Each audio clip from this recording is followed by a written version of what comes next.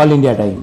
નમસ્કાર દર્શક મિત્રો, જિલ્લા કોંગ્રેસ કાર્યાલય લકડીપુર દાંડિયા બજાર વડોદરા ખાતે આજ રોજ માંજલપુર વિધાનસભા પેટા ચૂંટણીના ઉમેદવાર શ્રી ભીખાભાઈ રબારીના સમર્થનમાં વિજય વિશ્વાસ સભા।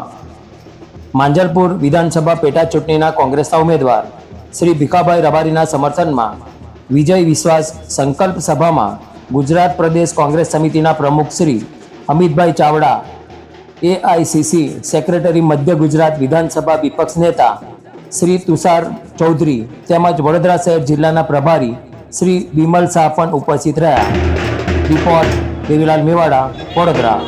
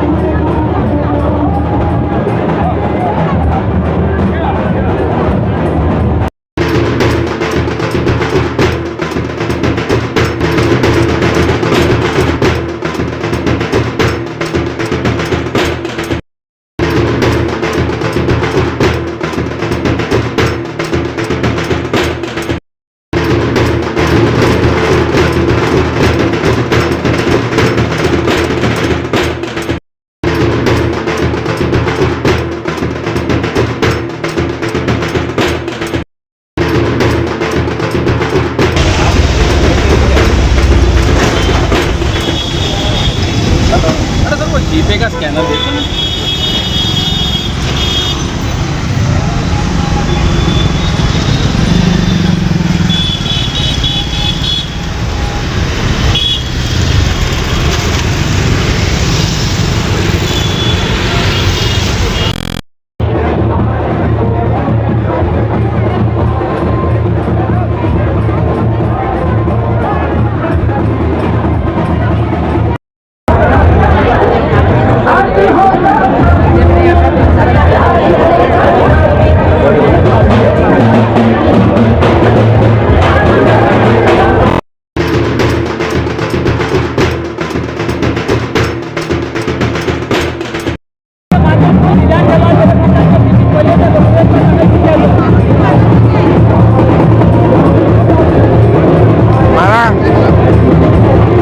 ગુજરાત પ્રદેશ કોંગ્રેસ સમિતિના પ્રમુખ માનનીય અમિતભાઈ ચાવડા, વિરોધ પક્ષના નેતા ડૉક્ટર તુષાર ચૌધરીની ભલામણથી એઆઈસીસીએ મને ઉમેદવાર તરીકે જાહેર કર્યો છું, એનો હું આભાર માનું છું।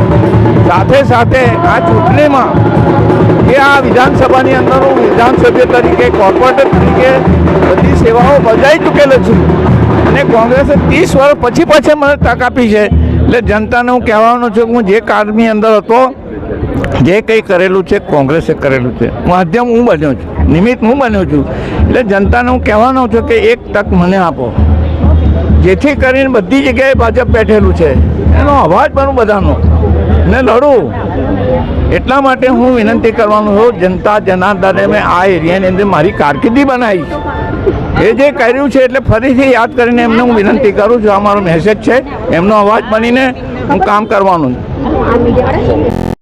વડોદરાના ધારાસભ્ય યોગેશભાઈ પટેલના અચાનક દુઃખદ અવસાનને કારણે જે માંજલપુર વિધાનસભાની બેઠક ખાલી પડી, એની પેટા ચૂંટણીમાં કોંગ્રેસ પક્ષ તરફથી ખૂબ જ નિષ્ઠાવાન, પ્રમાણિક, લોકોની વચ્ચે દિવસ રાત રહીને વર્ષો સુધી જેમણે સેવા કરી છે એવા ગુજરાત સરકારના પૂર્વ મંત્રી, અમારા પ્રદેશ કોંગ્રેસ સમિતિના ઉપપ્રમુખ અને ગરીબો માટે હંમેશા લડતા, ગરીબોનો અવાજ એવા આદરણીય ભીખાભાઈ રબારી સાહેબને ઉમેદવાર તરીકે કોંગ્રેસ પાર્ટીએ પસંદ કર્યા છે।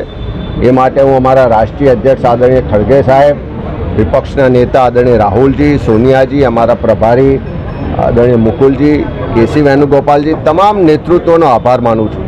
આજે સમગ્ર વડોદરા અને ખાસ કરીને માંજલપુર વિધાનસભા વિસ્તારના તમામ આગેવાનો, કાર્યકરો અને બધા જ સમાજના લોકો ભીખાભાઈની જે પણ પસંદગી થઈ છે એને આવકારે છે।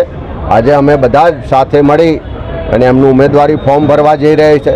અને જે માંજલપુરની ચૂંટણી છે એ ખાલી એક માંજલપુર વિધાનસભાની ચૂંટણી નથી, આ વડોદરા શહેરમાં ભારતીય જનતા પાર્ટીની જે ટ્રિપલ એન્જિન સરકાર છે એનો જે ભ્રષ્ટાચાર છે, ગેરવહીવટ છે, જે જોહુકમી છે, જે સત્તાના જોરે લોકોનો અવાજ દબાવવાનો પ્રયત્ન થાય, દર ચોમાસું આવે વિશ્વામિત્રી નદીમાં માનવ સર્જિત આ ભાજપના ભ્રષ્ટાચાર સર્જિત જે પૂર આવે છે અને લોકોને હેરાનગતિ થાય છે, માલ મિલકતને નુકસાન થાય છે, જે ભ્રષ્ટાચારના મુદ્દાઓ છે, મોંઘવારીના મુદ્દાઓ છે, રોજગારીના અને શિક્ષણના પ્રશ્નો છે, આ બધા જ મુદ્દા પર માંજલપુર વિધાનસભાની પેટા ચૂંટણી લડાશે.